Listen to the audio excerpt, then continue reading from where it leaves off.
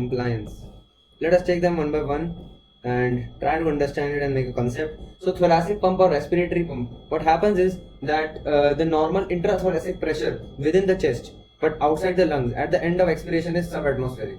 So as soon as we are into expiration, we have a negative pressure so that inspiration can start. So this is a negative pressure. During inspiration, intrathoracic pressure decreases to -5, from -2 to -5, causing less pressure over the larger veins and arteries.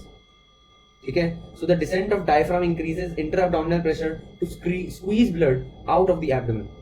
So as soon as descent of diaphragm occurs, so owing to the descent of diaphragm, intra-abdominal pressure kind of increases and it squeezes the blood out. Two things are happening. Number one is that intrathoracic pressure is decreasing. Number two, intra-abdominal pressure is increasing. Pressure is increasing. So when the intrathoracic pressure is decreasing, what is happening is that the resistance is decreasing. More amount of blood can now enter or is sucked up into the intrathoracic vessels. Whereas in case of intra-abdominal pressure increasing, it will tend to squeeze out the blood from the abdomen up to the heart, thereby increasing the venous return.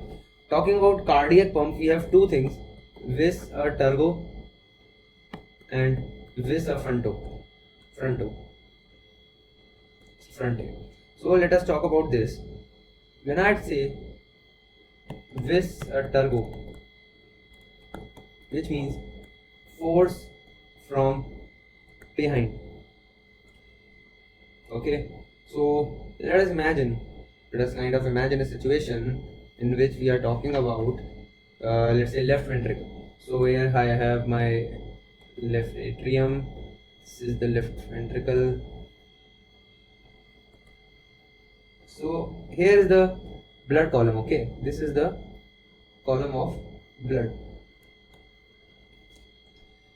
So when I kind of squeeze the left ventricle, this will eventually provide a push to the blood column. It will move forward. This is a force from behind and this is known as vis a tergo. When I talk about vis a fronte, what I am going to talk about here is the right atrium. So let me draw a diagram here representing, this is the right atrium and here goes the right ventricle.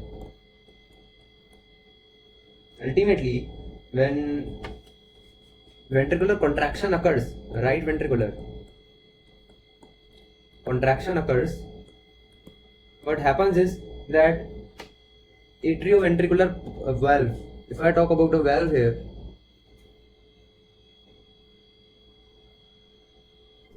this is the valve.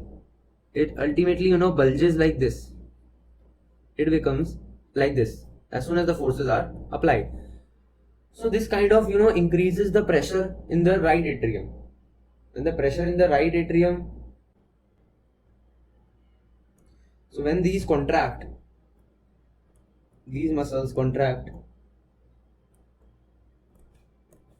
the scenario, the vein becomes something like this.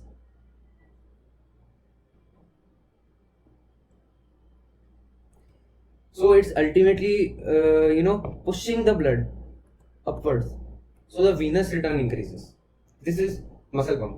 Talking about total blood volume, so everyone knows that if we kind of increase sodium retention or increase the amount of water retention, blood volume is going to rise. When the blood volume rises, the venous return automatically increases.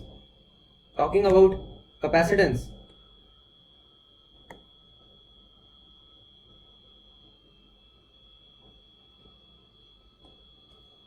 so if I'm going to talk about capacitance, veins are capacitance vessels. Somehow if I increase the sympathetic activity and increase the venous tone, that will lead to contraction of the veins, and when the veins contract, eventually the venous return will increase, as is what is happening in the muscle pump. Talking about body posture, so as soon as I stand up, the venous return towards heart will decrease owing to the effect of gravity. So here we talk about gravity. Ultimately come to the last point, that is ventricular compliance. So the ventricular compliance is following myocardial infarction, the damaged myocardium becomes fibrotic and non-functional. So owing to MI, the muscles of the heart become non-functional, and ventricular compliance decreases. This is known as ventricular compliance or distensibility. Now, let me clear this up. So, we talk about homometric regulation now. So here, the initial length of the myocardium does not have to do any damn thing with the contraction of the contraction or squeezing of the ventricles. So factors affecting the myocardial contractility. So there may be, here we simply talk about myocardial contractility, no initial length, no preload, no venous return. It just talk about when it increases and when it decreases. What I'll suggest you is, you remember a mnemonic here, CSF do, and here a mnemonic Vim HP. So CSF do, which means just a minute. So C means catecholamines. Obviously, if we increase the amount of catecholamines, the sympathetic stimulation increases and the contractility of the myocardium will definitely increase. So similar thing, if I stimulate the sympathetic nerves, even then the myocardial contractility will increase. If we talk about force frequency relation, we say that as the heart rate increases, the frequency increases, the myocardial contractility also increases. We talk about drugs, we talk about caffeine, talk about glucagon, and we talk about drugs like digitalis or sodium potassium ATPase. So all these kind of increases the myocardial contractility, that is evident from their action. And finally,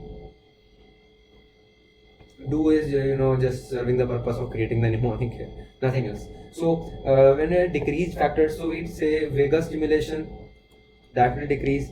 Then we got intrinsic myocardial depression as in MI, intrinsic myocardial depression. Then we talk about MI here.